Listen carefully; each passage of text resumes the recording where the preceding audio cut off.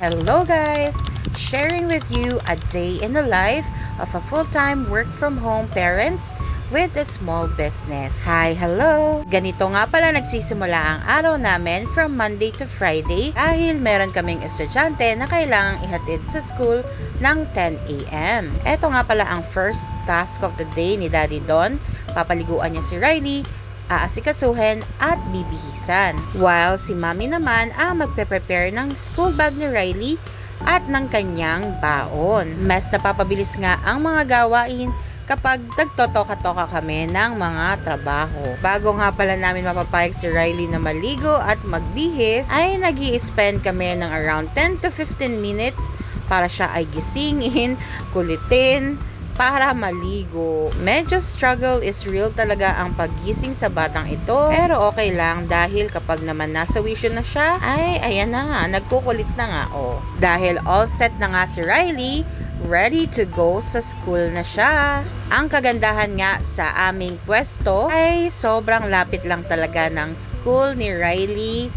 Konting lakad lang at ayan na, andyan na agad tayo sa school. Abay, mas matagal pa nga siyang gisingin kesa ihatid sa school. Dahil sabi ko nga, around 10 to 15 minutes namin siya ginigising, pero pagpunta sa school ay mga 1 to 2 minutes lang, nandun na agad siya. Habang nasa school nga si Riley, ay ayan, uminom muna ako ng aking prenatal vitamins. Tapos after nito ay magtatrabaho na kami. At eto nga ang mga kaganapan sa school ni Riley.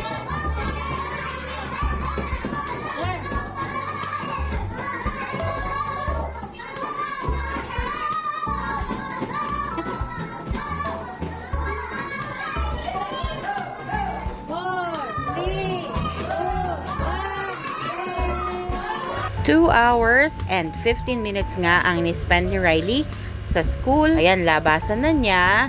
Ayan, sinundo na nga siya ng kanyang daddy. Tapos, magla-lunch break lang siya ng mga 30 minutes to 45 minutes. And then later on, babalik ulit siya sa school para naman sa kanyang tutorial. Ito nga ang aming way para ma-make sure namin na hindi nahuhuli si Riley sa klase. Dahil nga tayo ay full-time work-from-home parent, medyo kulang talaga kami ng time para turuan si Riley sa kanyang mga assignments. At kapag kailangang mag-review kapag may quiz or may exam. So, eto na nga pala ang lunch ni Riley. Ang kanyang all-time favorite na crunchy fish or fried bangus. Ganito na palagi ang routine namin. Magsasaing si Don ng 11:30 at magpiprito naman ako ng bangus 15 minutes bago lumabas si Riley sa school. Sanay naman siya kumain mag-isa, pero dahil nga 30 minutes lang ang kanyang lunch break, ay sinusubuan ko na siya to make sure na makakain siya ng maayos at hindi na rin siya magdumi. Pagkatapos naman niya mag-lunch, ay magpapahinga lang siya saglit at maglalaro-laro dito sa store. Hindi na nga namin na-videohan, pero iyan, after na yan ng kanyang tutorial. Happy na naman nga ang bata dahil tapos na ang kanyang schoolwork for today. Time naman to prepare for our lunch. Nag-uubos nga ako ng stock sa aming freezer, kaya ito na lang ang aking niluto for today's video. So, nagluto nga ako ng chicken teriyaki poppers para sa aming lunch. Sobrang bilis lang nito guys, parang mga 10 to 15 minutes lang ay tapos na ang pagkain na ito. Pinrito ko lang yung chicken poppers, tapos gumawa ako ng homemade teriyaki sauce at kinombine ko lang yung dalawa. At walang kahirap-hirap ang ating lunch for today. At in fairness, na-enjoy naman namin siya with garlic mayo sauce. Taste test!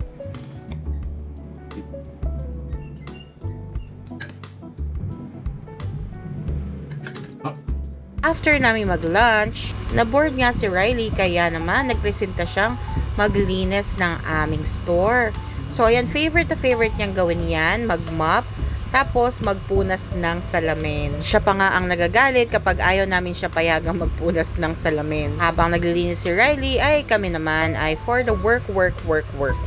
Maya-maya nga lang ay dumating naman ang aking order na grocery from Sari Suki. Dahil nga kami ay full-time work-from-home parents at meron din kaming small business at may alaga pa kaming maliit na chikiting, ay madalas wala talaga kaming time mag-grocery or mamalengke. Pero buti na lang ay merong Sarisuki. O-order nga lang ako sa kanilang app at within 1 to 2 days ay darating na siya. Ang kagandahan pa nga dito ay halos lahat nasa kanila. Meron silang mga grocery items like snacks, canned goods, rice, may frozen goods.